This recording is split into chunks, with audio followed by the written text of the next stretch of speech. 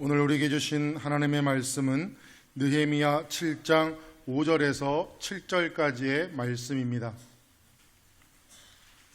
느헤미야 7장 5절에서 7절까지의 말씀입니다. 구약성경 735면입니다. 제가 봉독해 올리겠습니다. 내 하나님이 내 마음을 감동하사 귀족들과 민장들과 백성을 모아 그 계보대로 등록하게 하심으로 내가 처음으로 돌아온 자의 계보를 얻었는데 거기에 기록된 것을 보면 옛적에 바벨론 왕 느부갓네살에게 사로잡혀 갔던 자들 중에서 노임을 받고 예루살렘과 유다에 돌아와 각기 자기들의 성읍에 이른 자들 곧 수룹바벨과 예수아와 느헤미야와 아샤랴와 라하мя와 나하마니와 모르드게와 빌산과 비스베렉과 비그웨와 누흠과 바하나와 함께 나온 이스라엘 백성의 명수가 이러하니라. 아멘. 감사합니다.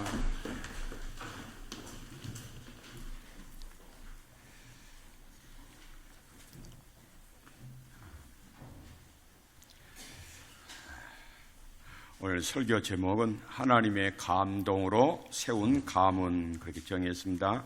같이 한번 하겠습니다. 하나님의 감동으로 세운 가문.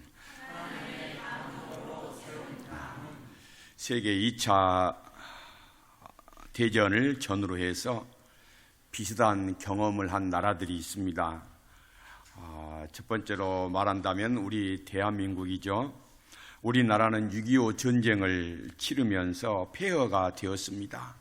그 폐허가 된 땅 위에 현재 세계 경제대국 10위권에 들어가는 그런 나라로 세웠습니다. 두 번째로 독일을 들 수가 있습니다. 독일은 세계 대전 전범 국가입니다. 그리고 패전 국가이죠. 독일은 전쟁으로 나라가 잿더미가 되었지만은 다시 세계를 놀라게 한 나인강의 기적을 만들었습니다. 또 한 나라를 든다면은 이스라엘입니다. 이스라엘은 유대 민족이 약 2000년 동안 나라 없는 서름을 당하고 살았습니다. 그런데 1948년 10개가 넘는 생활 공동체인 키부츠를 중심으로 해서 팔레스타인의 이스라엘 나라를 재건하는 데 성공을 했습니다. 우리 대한민국, 독일, 이스라엘 공통점이 뭐냐? 아무런 소망이 없다고 하는 폐허가 된 땅 위에 민족과 나라를 다시 굳건하게 세웠다는 점입니다. 오늘 본문 말씀은 아무런 소망이 없는 폐허의 도시 예루살렘의 놀라운 하나님의 기적을 보게 됩니다. 이스라엘이 바벨론 포로 생활을 70년을 합니다. 그 포로 생활에서 돌아와서 폐허된 예루살렘 성벽을 쌓았는데 52일 만에 그 성벽을 쌓았는데 성공을 하게 됩니다. 당시 이런 엄청난 공사는 기적이라 할 만큼 놀라운 공사였습니다. 그런데 문제는 이제 이 성 안에 누가 사느냐, 이것이 문제입니다. 성벽을 굳건하게 재건을 했습니다. 또 예루살렘 성 안에는 성전을 또 재건을 했어요. 성전이 있고 성벽을 재건을 했어요. 그런데 문제가 된 것은 그 성 안에 살려고 하는 사람들이 없다 이 말이에요. 왜 성전 안에서 살려고 하지를 못하느냐? 만약에 또 이게 전쟁이 일어나게 되면은 제1 목표가 뭐냐면은 성 안입니다. 성 안에 사는 사람들이 제일 목표, 공격을 먼저 당한다 이 말이죠. 또 그런 위험성이 있으니까 백성들이 성 안에 살려고 하지 않습니다. 또 성 안에 사는 사람들은 먹을거리, 삶의 이 기반을 지탱해주는 그런 기초가 되는 것이 별로 없어요. 그래서 사람들이 다 성 밖에 유대 광야에 흩어져서 농사를 지으며 간섭을 받지 아니하고 자연스럽게 살기를 원했던 것입니다. 그래서 이 느헤미야는 성벽을 다 재건해 놨는데 성 안에서 사람이 있어야 될 거 아니에요. 그런데 이런 문제를 가지고 하나님 앞에 기도를 합니다. 그때 하나님께서 이제 느헤미야에게 감동을 주셨는데 그게 오늘 5절의 말씀에 잘 나와 있습니다. 한번 보시겠습니다. 내 하나님이 내 마음을 뭐 한다겠어요? 감동하사. 하나님께 그 문제를 가지고 나와서 하나님이 이 문제를 어떻게 해결을 할까요? 내 능력 밖의 문제입니다. 이스라엘 민족은 하나님을 섬기는 사람들인데 성 안에서 사는 사람이 있어야 제사를 드리는 일도, 성전을 가꾸는 일도, 관리하는 일도, 또 성 안에 사람이 살아야 성의 기능을 할 터인데 사람들이 다 성 밖에서 살고 성 안에 살려고 하지 않습니다. 이 문제를 어떻게 할까요? 이렇게 기도를 했을 때 하나님께서 느헤미야의 마음을 감동시키사, 감동하사, 이 말이에요. 이 감동이 문제입니다. 감동이 잡입니다. 이 감동이라는 말은 하나님께서 느헤미야에게 지혜를 주시고 능력을 주셔서 무엇이든지 할 수 있다는 자신감, 믿음을 갖게 하는 것을 말합니다. 이 감동은 또 다른 말로 성령이 충만하다, 이런 말씀이기도 합니다. 그래서 여러분, 이 답답한 일 어떻게 풀어야 할지 해결점 실마리가 보이지 아니할 때 느헤미야는 하나님 앞에 기도했단 말이에요. 기도할 때 하나님이 감동을 주신 거예요. 감동을 주셨다, 이 말은 성령 하나님께서 느헤미야에게 길을 보여주셨다, 이 말이에요. 여러분, 우리가 힘들고 어려울 때 기도하시면 하나님이 감동을 주실 줄로 믿습니다. 감동이 능력이요, 은혜요, 용기요, 지혜이다, 이 말씀이죠. 그래서 이스라엘 백성들이 사실 다 망해버렸잖아요. 그 예루살렘 성도 황폐화됐어요. 성벽은 세워놨지만은 여러분 살 거리가 없어요. 희망이 없고 소망이 없는 것처럼 보였다, 이 말이에요. 근데 감동을 주니까 어떻게 돼요? 그게 달리 보이더라, 이 말이죠. 은혜를 받으면 믿음이 생겨나게 되면은 전에는 어떻게 할까 한숨 쉬고 낙심만 오고 이게 앞이 답답한데 하나님의 감동을 입으면은요 달라 보이기 시작을 한다, 이 말이죠. 은혜가 임하기 시작하면은 달라 보이기 시작을 해요. 긍정의 마음이 생기고 또 길이 보이고 축복이 보이고 하나님이 앞서서 역사하시는 것이 보이기 시작하더라, 이 말이죠. 아무런 소망이 없는 가문에 시집을 와가지고 혼자 교회 다니다가 예수님을 믿는다고 시어머니에게 머리털 뽑히면서 천대를 받은 여자분이 계십니다. 그렇지만은 나는 하나님밖에 소망이 없다. 내가 믿고 의지할 리는 우리 예수님밖에 없다. 이 믿음 하나 가지고 끝까지 가정을 위해서 기도하고 자식들을 위해서 기도합니다. 결국은 그 어머니의 기도, 그 어머니의 꺾이지 않는 믿음이 그의 온 가정을 다 복음화시켰단 말이에요. 이것이 우리 선배 어머니들의 수고인 줄로 믿습니다. 그 어머니들이 감동을 입었기 때문에 가정을 구원하는 계기가 된 거예요. 자세한 내용도 모르면서 아버지가 일방적으로 정해놓은 남편을 만나서 결혼하여 살아보니까 남편은 알코올 중독자요, 폭력을 행사하는 망나니 수준의 사나이였습니다. 이런 남편을 붙들고 하나님은 당신을 사랑합니다. 하나님은 당신을 사랑합니다. 그렇게 맞으면서도 그 남편 영혼 구원하기 위해서 온갖 수모와 고초를 다 이겨냈습니다. 이런 분들이 한국 교회의 어머니들이다, 이 말이죠. 우리 어머니들이 이렇게 온갖 수모와 고난을 받으면서도 하나님이 주신 감동으로 그 어려움을 이겨냈기 때문에 우리나라가 이렇게 축복을 받는, 우리나라의 자녀들이, 후세들이 이렇게 복을 받게 된 줄로 믿습니다. 회사에서 예수 믿는다고 상사의 신랑과 조롱을 이겨내면서 믿음을 지켜낸 아버지들이 황무지 같은 복음의 불모지에서 꽃을 피우는 역사를 쓰게 된 것이죠. 이런 꺾이지 않는 믿음을 가진 아버지들 때문에 이 시대와 이 땅이 지금 축복을 받게 되었다 이 말씀이죠. 7절을 보면은 하나님의 감동을 받은 사람들의 이름을 나열하고 있습니다. 바벨론 포로에서 70년 생활을 합니다. 여러분, 타향도 정이 들면 뭐라고 그랬어요? 고향이라 그랬어요. 그 유행가 가사가 있잖아요. 젊은 세대들은 모를 거예요. 그런데 우리가 어려서는 그런 노래를 많이 불렀던 것이 기억이 납니다. 타향도 정이 들면 고향이다. 고향이다. 그러니까 이 유대 민족이 바벨론으로 포로를 갔습니다. 거기서 70년을 산 거예요. 두 세대가 거기서 뿌리를 내리고 살았단 말이죠.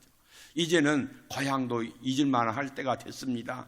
그래, 여기서 사는 것이 내 운명인가 보다, 하나님의 뜻인가 보다. 그리고 거기서 뿌리를 내리고 이제 가족을 이루고 살아간단 말이에요. 자식들 낳고 농사를 짓고 살아가는 거예요.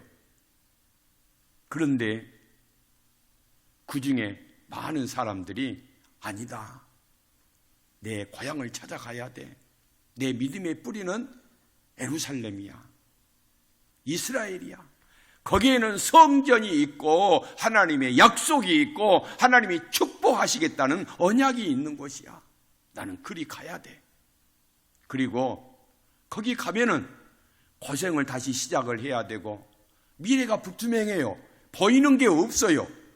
약속된 거 확실한 것이 없다 이 말이죠. 그런데 이들은 믿음을 가지고 약속이 있고 예배드리는 성전이 있기 때문에 우리 가자. 그래도 여기서 여기는 지금 살만해도 여기는 아니다.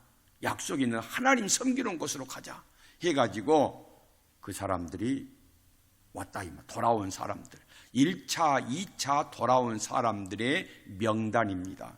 그러니까 느헤미야는 3차 때 왔어요. 1차, 2차 먼저 이 고향으로 귀환한 사람들의 명단을 정확하게 알 수가 없어요. 그런데 자세히 이제 조사를 해보니까 이런 사람들이 왔더라 이 말이죠.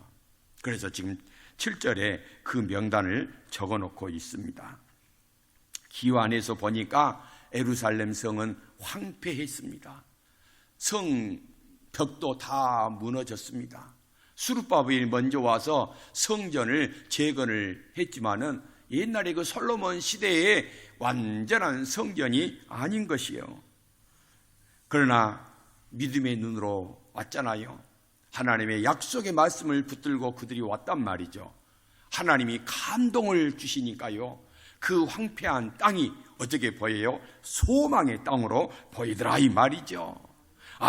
우리 민족, 우리나라, 우리 자손들이 살아가야 될 미래가 거기서 보이기 시작을 하더라 이 말이죠. 하나님의 은혜의 손길, 축복의 손길이 보여지더라 이 말이죠. 왜냐? 거기에는 하나님의 성전이 있고 약속이 있기 때문이라 이 말이죠. 성도 여러분, 하나님께 돌아오면 지금 사는 것이 힘들고 복잡하고 내 마음대로 되는 것이 없다 할지라도 하나님께로 돌아오면 하나님이 미래의 소망이 되어주시고 길이 되어주시고 은혜를 주시고 축복을 허락하여 주실 줄로 믿습니다. 또한 하나님은 이 상처난 유대의 가문을 믿음의 가문으로 세워주었습니다. 이스라엘의 역사는 원래 12지파로 그 역사를 써내려왔습니다. 그런데 바벨론에서 포로할 때는 두 지파가 이제 이 이스라엘의 역사를 써내려 갑니다. 바로 유다와 베냐민 지파, 이 두 지파가 이스라엘의 역사를 써내려 갑니다. 여러분, 북쪽 이스라엘의 10지파는 다 망해버리고 없어요. 북쪽 이스라엘 사람들은 거의 이제 아수르 사람들, 바벨론 사람들과 이렇게 혼족이 혼혈이 되어버려가지고 피가 섞여가지고 온전한 이 유다 민족만이 하나님의 약속을 이어갈 수 있는 그런 지파가 되어버렸다 이 말이죠. 자, 9절을 한번 볼까요? 9절을 보면은 스바냐 자손이, 그래서 스바랴 이 스바다의 이름의 뜻은 하나님께서 심판하셨다 이 말이에요. 여러분, 자녀들에게 우리가 이름을 지어줄 때는 우리 자녀가, 내 자녀가 이런 사람이 되었으면 좋겠다, 그런 기대감을 가지고 소원을 가지고 아들에게 이름을 지어주잖아요. 그런데 여기서 스바다니는 하나님께서 심판하셨다 그런 뜻입니다. 그러니까 여러분, 하나님께서 우리 민족을, 우리 가문을 심판하셨다 이 말이에요. 그래서 남의 종살이를 하고 포로로 잡혀가는 세월을 살게 하셨다 이 말이에요. 여러분, 그 이름을 자식에게 지어줄 때는 얼마나 가슴이 아프겠어요.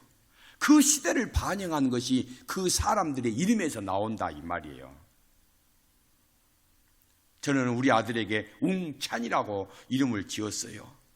이제 수컷 웅입니다. 남자답게 우렁차게 힘있게 찬양할 찬, 하나님을 찬양하는 사람이 되어라. 저는 그런 마음으로 웅찬이라 했어요. 그런데 그렇게 될 줄로 믿습니다. 그렇게 될 줄로 믿어요. 다 그런 마음, 자식들은 제가 이름을, 새 아이한테 자식 이름을 지어줄 때는요, 얼마나 고민을 많이 했는지 몰라. 고민을 많이 했단 말은 기도를 많이 했다 이 말이에요. 기도하면서 하나님, 우리 큰딸에게 어떤 이름을 지어줄까요? 기도를 하는데 찬송가가 갑자기 내 입에서 나오는 거예요. 인내하신 구세주여. 그래서 인내라고 지었어요. 그 다음에 가은이는 아름다울 가, 화평할 은 그랬어요. 우리 둘째 딸은 하나님 이 세상에서 살아가는 사람들 사이에서 화평하고 아름다운 역할을 하는 아이가 되게 하여 주옵소서. 화평할 은자는 별로 사람들이 안 쓰거든요. 근데 제가요, 이 이름을 감동을 주시는데 옥편을 찾아보니까 화평할 은자가 있더라고요. 그래, 맞아, 이것으로 해야 되겠다 해가지고 화평할 은자로 했어요. 이름이 다 좋아요. 왜 그럴까요? 내 자녀가 이 세상에서는 이런 사람으로 살았으면 하겠다, 그런 마음을 가지고 지어준 것이란 말이죠. 그런데 여러분, 자녀 이름을 지을 때 하나님이 심판하셨다, 그런 이름을 누가 부모가 자식들에게 지어주고 싶겠어요? 그런 부모가 어디 있겠느냐 이 말이죠. 그런데 그 시대는 하나님의 심판을 받을 수밖에 없었어요. 왜냐? 하나님을 저버리고 하나님의 약속을 내팽개쳐 버리고 자기들의 욕심을 따라서 우상을 섬기며 살았단 말이에요. 그래서 하나님이 심판하셔버린 거예요. 멸망시켜버린 거예요. 가문을 다 황폐하게 만들어버렸단 말이죠. 그러니까 그 이름을 쓸 수밖에 없어요. 그 역사기 때문에 그렇게 썼단 말이죠. 그런데 13절을 보십시다. 13절. 이제 이스라엘을 향한 하나님의 사랑으로 이제 이름이 바꿔지게 되기 시작을 합니다. 13절 보면 삿두란 말 있잖아요. 삿두. 이 삿두란 말은 사랑스럽다 이 말이에요. 사랑스럽다. 그 다음에 14절에 삭개란 말이 나오잖아요. 하나님께서 기억하셨다 그런 뜻입니다. 15절에 빈누가 나옵니다. 하나님이 건축하신다 그런 뜻입니다. 건축하신다. 그 다음에 16절에 무베는 아버지같이 자비롭다 이런 뜻이에요. 이름이 어때요? 9절만 하더라도 이렇게 비관적이고 슬프고 이렇게 낭망적이고 그 시대의 어두운 상황을 반영했는데 어때요? 13절에 오니까 그의 이름이, 이제 이름들이, 그의 자손들의 이름이 긍정적으로 바꿔지기 시작을 하는 거예요. 왜냐? 하나님이 감동을 주시니까. 그러니까 무슨 말이냐면은 이들이 바벨론에 잡혀가가지고 유다 민족들이요, 남의 나라에서 포로로 잡혀가서 사는데 얼마나 낙이 있겠어요? 기쁨이 있겠어요? 소망이 있겠어요? 그러니까 고향 생각이 나고 조상 생각이 나면은 바벨론 강가에 모여가지고 그 서러움을 그들이 씻어내면서 찬양을 했단 말이에요. 그러면서 옛날에 우리 민족에게 하나님이 축복을 해주셨는데, 그때는 살만했는데, 그때는 가정에 문제가 없었는데, 그때는 하나님의 은혜를 누리고 우리가 살았는데 지금 어떻게 이 모양이 됐느냐 생각을 하니까 하나님의 은혜 이거의 생각이 난 거예요. 그래서 바벨론 강가에서 악기를 두들기면서 하나님을 찬양합니다. 하나님에 대한 사랑을 회복하기 시작을 하는 거예요. 그래, 여기서 끝나는 게 아니야. 하나님은 우리를 버리지 않으신다고 해서, 하나님은 우리를 반드시 약속의 자녀로 축복해 주신다고 해서 그 하나님의 약속과 축복의 말씀을 이제 기억을 한 거예요. 그래, 우리 자녀를 낳으면은 내 자녀를 낳으면, 내 아이를 낳으면은 이름을 이렇게 이제 긍정적으로 지어야지, 이 말이에요. 왜냐? 그 바벨론 강가에서 하나님 모르고 하나님 배반하고 산 자신들의 처지가 이렇게 비참하지만은, 그러나 하나님은 우리를 포기하지 않으셨다. 하나님은 끝까지 우리를 사랑하신다. 그런 감동이 오니까 자녀들에게 이제 이름도 좋게 지어주자. 희망 있는, 소망이 있는, 미래가 있는 이름을 지어주자. 그리고 길이 열리니까, 조국의 고향에 갈 수 있는 길이 열리게 되니까 그들이 탈탈탈 탈고 일어난 거예요. 그래, 고향으로 가자. 예배당이 있는 곳으로 가자. 하나님을 예배할 수 있는 곳으로 가자. 고생하더라도 그리 가자. 그래서 고향으로 돌아온 사람들의 명단이 적어져 있고 그의 후손들의 이름이 건강하게 긍정적으로 했단 말이죠. 여러분, 지금 우리가 사는 자리가 힘들고 어렵고 고달프고 짜증나고 힘들어도 하나님의 약속은 우리에게 너는 잘 될 거야. 너는 은혜로운 사람이 될 거야. 너의 가문은 내가 일으켜 세워줄 거야. 영광의 가문이 되게 할 거야. 이 약속의 말씀을 붙들고 살면 그 약속을 붙드는 믿음만큼 여러분들을 축복하여 주실 줄로 믿습니다. 그래서 감동이 새 역사를 쓰는 거예요. 감동을 받은 성도들, 감동을 입은 성도들이 교회를 부흥 성장시킨단 말이에요. 여러분의 가문을 잘되게 합니다. 여러분들의 자녀들이 길이 열리고 복받게 된다, 이 말이에요. 감동을 받아야 됩니다. 부모가 먼저 감동을 받아야 돼요. 여러분, 성도 여러분 한 분 한 분이 하나님의 감동을 받으시라, 이 말이에요. 돈의 감동이 아니고 하나님의 감동, 하나님의 감동을 받아야 돼요. 하나님의 감동이 임하면 앞이 캄캄한 것도요, 길이 보인단 말이에요. 빛이 여러분들을 비춰줄 줄로 믿습니다. 믿음이 그래서 중요한 것 아니겠어요? 그래서 은혜가 필요하다, 이 말이에요.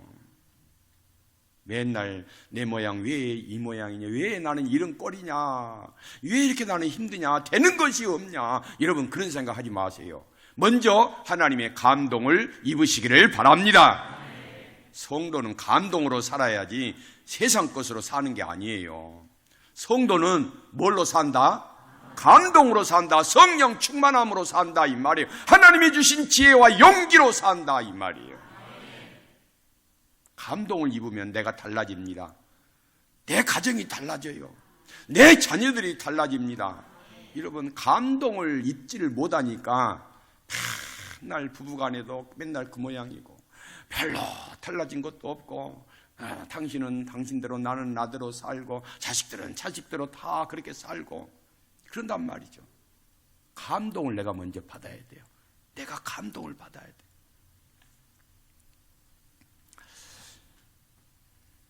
믿지 않는 이 어떤 여자 집사님이 믿지 않는 남편을 전도하려고 그렇게 고생을 했어요. 그냥 토요일이 되면은 남편에게 애교도 부려보면서 음식도 맛있게 차려주면서, 여보 내일 주일인데 교회 갑시다. 교회 갑시다. 예수 믿읍시다. 같이 교회 가면 얼마나 좋아요. 그럽시다. 그렇게 했는데도 남편은 끄떡도 안 해요. 들은 척 만 척도 안 하고 그냥 비아냥거리고 깝죽대고 그냥 싫은 소리만 온갖 해대고.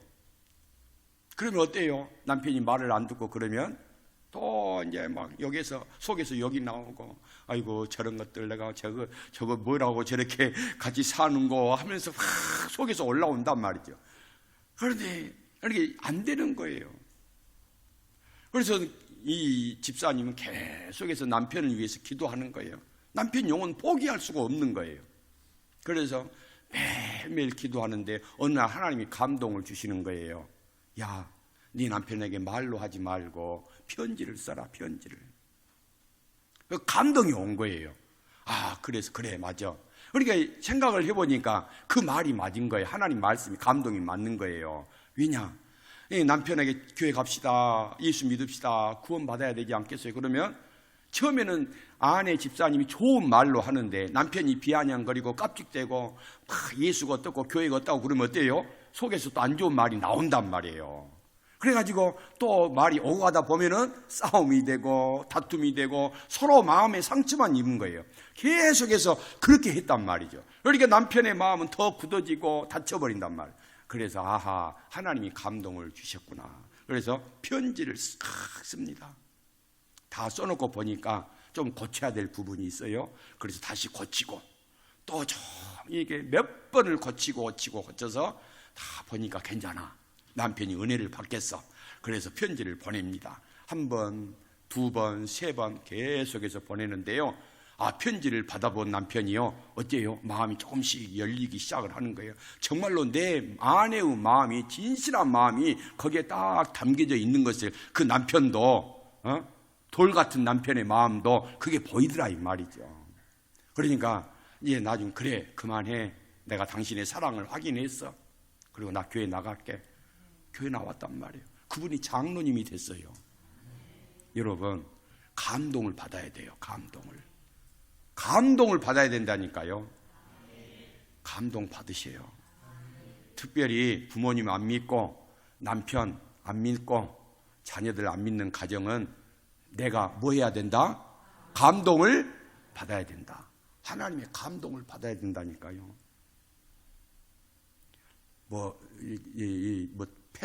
표도 안 나는 감동 그런 것 말고 정말로 하나님께서 내가 너를 사랑하고 너희 가정을 사랑한다. 내가 너를 축복하마. 너희 가정을 축복하마. 너희 자녀들을 내가 축복하마. 이런 감동을 받아야 된다니까요. 감동을 받으면 반드시 역사가, 기적이 일어나게 될 줄로 믿습니다. 세 번째로 하나님은 저주의 가문을 영광의 가문으로 세워주었습니다. 유다 지파와 베냐민 지파는 하나님의 약속을 붙들고 가나안으로 돌아옵니다. 예루살렘으로 돌아옵니다. 고향으로 돌아옵니다. 그런데 여러분, 고향으로 돌아오니까요, 몸은 힘들고 육신은 힘들고 지금 당장은 힘들지만은 어때요? 하나님의 은혜 안에, 감동 안에 안기게 되니까 이제 차분한 거예요. 평안하다 이 말이죠. 육신은 고생이 되는데 마음은 더할 것도 없이 평안하다 이 말이죠.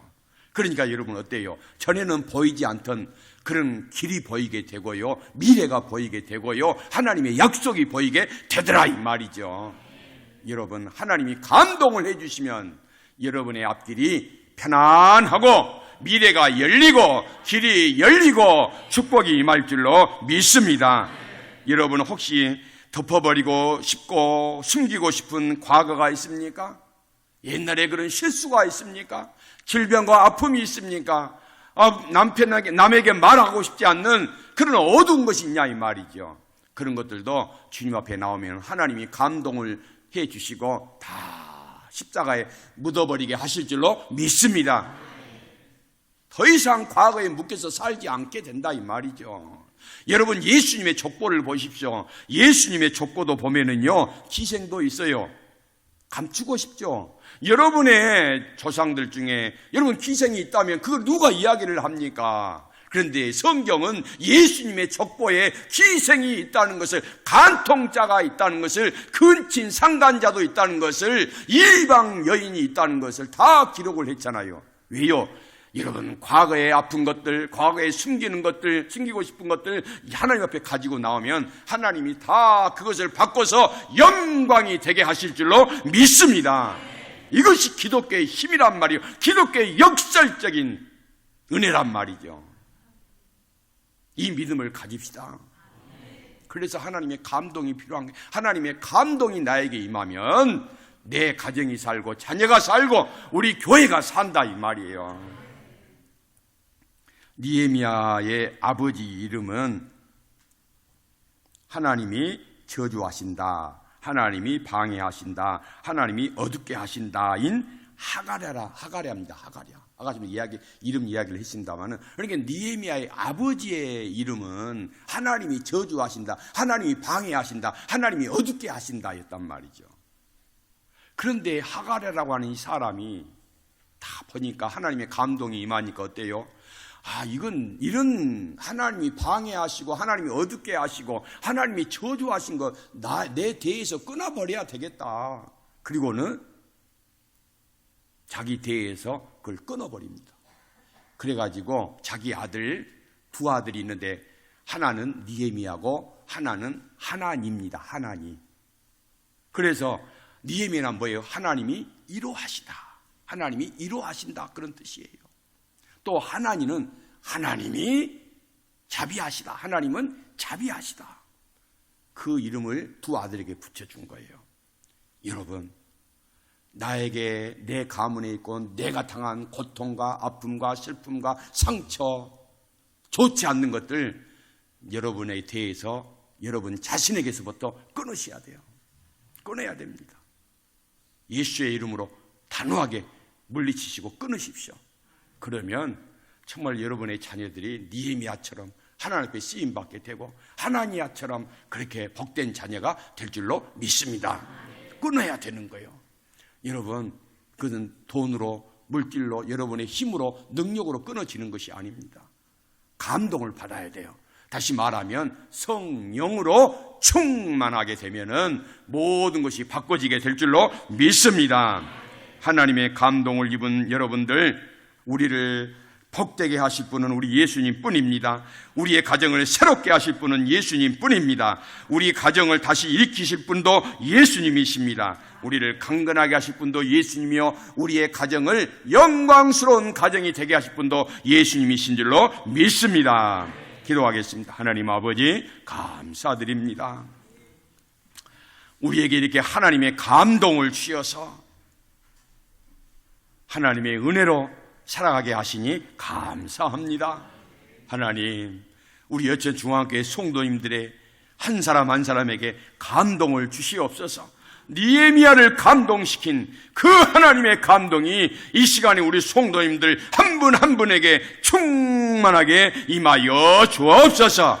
그래야 해서 나를 힘들게 하고 나를 아프게 하고 나를 시달리게 하는 모든 저주와 같은 어둠의 세력들이 다 끊어지게 하여 주시옵시고, 우리 성도님들과 우리 성도님들의 가문과 가정과 자녀들과 내 몸에 예수님의 은혜의 축복이 충만하게 하여 주옵소서. 예수님 이름으로 기도 올리옵나이다. 아멘.